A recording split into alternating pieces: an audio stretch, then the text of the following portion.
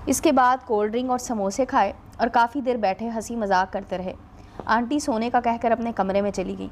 خیر کافی دیر تک ہم باتیں کرتے رہے اور باتوں کے دوران ہی کھانا کھایا، اور پھر ثانی صوفی سے کہنے لگی کہ مجھے گھر جانا ہے، کافی دیر ہو گئی ہے، امی گھر اکیلی ہیں۔ اور پھر صوفی بولی چلو میں اور یاسر تمہیں گھر چھوڑاتے ہیں۔ تو مہری ایک دم بولی آپی امی سو گئی ہیں اور مجھے اکیلی کو ڈر لگتا ہے، آپ نہ جائیں۔ بھائی آپی ثانیہ کو چھوڑ آتے ہیں، مگر ماہی بھی بضد تھی کہ اگر آپی جائیں گی تو میں اکیلی نہیں رہوں گی، مجھے بھی ساتھ لے کر چلو۔ کافی دیر بحث مباحثے کے بعد آخر کار یہ طے پایا کہ میں اکیلا ہی یہ ذمہ داری قبول کرتے ہوئے ثانیہ کو آدھی رات میں اس کے گھر چھوڑ کر آؤں۔ اور پھر زوفی مجھے کہنے لگی کہ یاسر اگر تمہیں برا محسوس نہ ہو تو ثانیہ کو اس کے گھر چھوڑاؤ گے؟ میں نے بھی مجبوری میں حامی بھری اور اٹھ کر کھڑا ہو گیا۔ خیر میں نے بائک باہر نکالی۔ راستے میں نے پوچھا کہ ثانیہ جی آپ نے بڑی جلدی شادی کر لی، پتہ بھی نہیں چلنے دیا۔ ثانیہ کچھ سنجیدہ سی ہو کر بولی بس جو قسمت کو منظور ہو، انسان تو اچھے کے لیے سب کچھ کرتا ہے مگر آگے قسمت کو کچھ اور ہی منظور ہوتا ہے۔ میں نے چونک کر کہا کیا مطلب؟ ثانیہ بولی چھوڑو دفع کرو، تم سناؤ کب شادی کر رہے ہو؟ میں نے کہا آپ نے بات بدل لی، اگر بتانا پسند نہیں کرتی تو ٹھیک ہے، جیسے آپ کی مرضی۔ ثانیہ بولی نہیں یاسر ایسی بات نہیں ہے، یاسر کیا بتاؤں اپنی قسمت پر رونا آتا ہے۔ میں نے کہا کیا ہوا قسمت کو، کیا آپ شادی کر کے خوش نہیں ہیں؟ ثانیہ بولی خوش رہنے کے لیے ہی شادی کی تھی، مگر جب مقدر میں خوشی ہو ہی نہ تو بندہ کیا کرے۔ میں نے کہا ثانیہ اگر آپ برا نہ مانیں تو پلیز ذرا وضاحت کر دیں گی کہ کیا وجہ ہے جو آپ اتنی پریشان ہیں۔ ثانیہ بولی یاسر میں تو ابھی پڑھنا چاہتی تھی، تمہیں بتایا بھی تھا کہ میں کالج میں سیکنڈ ایئر میں پڑھ رہی ہوں، بس میری قسمت خراب کہ گھر والوں کو ایک رشتہ کروانے والی مائی نے اپنی چٹپٹی باتوں میں لا کر میرا رشتہ طے کروا دیا کہ لڑکا دبئی میں اچھی جاب کر رہا ہے اور ابھی وہ چھٹی پر پاکستان آیا ہوا ہے اور شادی کر کے اس نے واپس جانا ہے اور پھر 3 مہینے بعد لڑکی کو بھی ساتھ ہی لے جائے گا۔ میرے گھر والے اس خرافہ عورت کی باتوں میں آ گئے اور رشتہ طے کر دیا اور منگنی کے 10 دن بعد ہی سادگی سے میرا نکاح کر دیا، اور شادی کے ہفتہ گزرنے کے بعد ہی میرا خامد مجھے یہ کہہ کر امی کے گھر چھوڑ گیا کہ میں 3 مہینے بعد تمہارا ویزا بھیجوں گا اور تمہیں بھی بلوا لوں گا۔ مگر ثانیہ کی آواز روحانسی ہو گئی۔ میں نے کہا مگر کیا؟ ثانیہ اپنے آنسو صاف کرتے ہوئے بولی ویزا تو کیا بھیجنا تھا، اس نے جا کر میرا حال پوچھنا بھی گوارا نہ کیا۔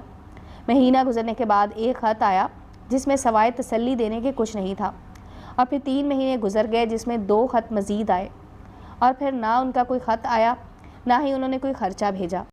میں سسرال آ گئی، مگر سسرال والوں نے بھی مجھے کوئی لفٹ نہ کروائی اور نہ ہی میری ان سے کوئی بات کروائی، بلکہ الٹا مجھے قصوروار گردانتے ہوئے کہنے لگے کہ تمہاری وجہ سے ہمارا بیٹا واپس نہیں آیا، نہ ہی اس کا کوئی فون آیا یا خط آیا۔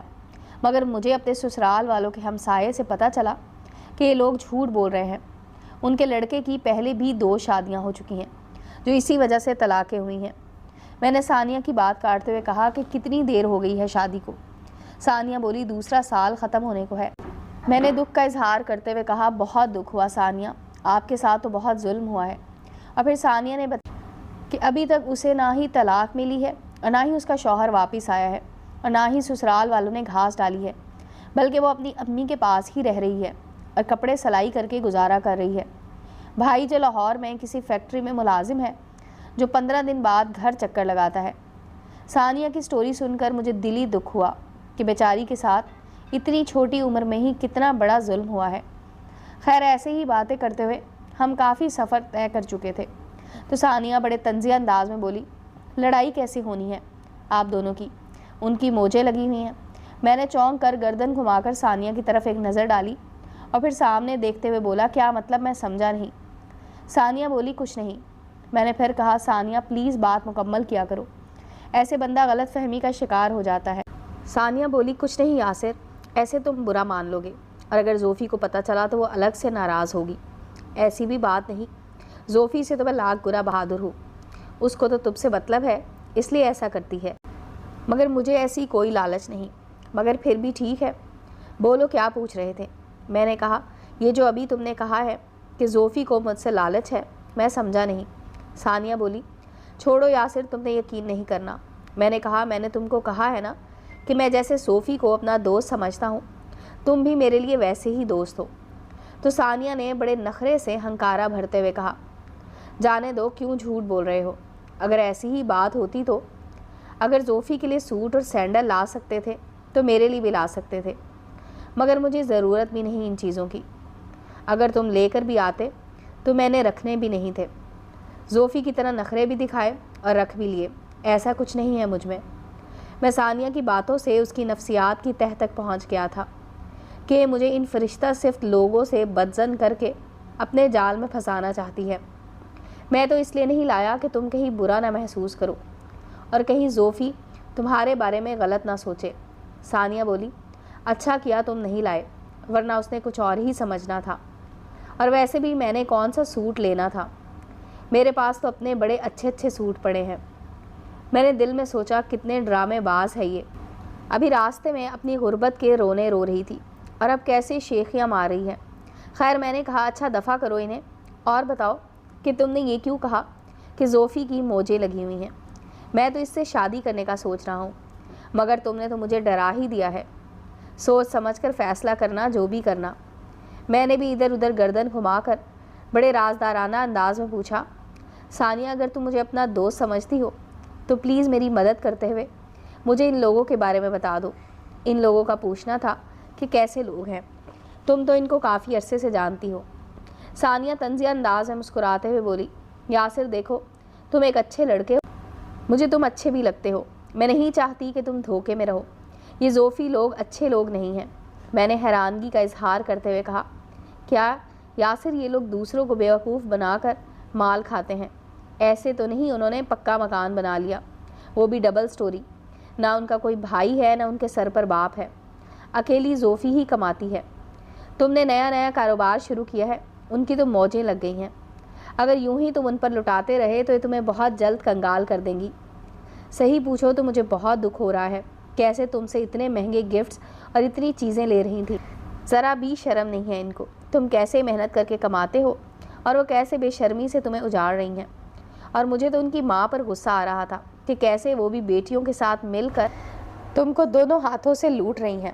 ثانیہ کی بات سن کر میرے اندر غصے کی چنگاریاں سلگنے لگ گئیں کہ اس میں اکڑ کتنی ہے۔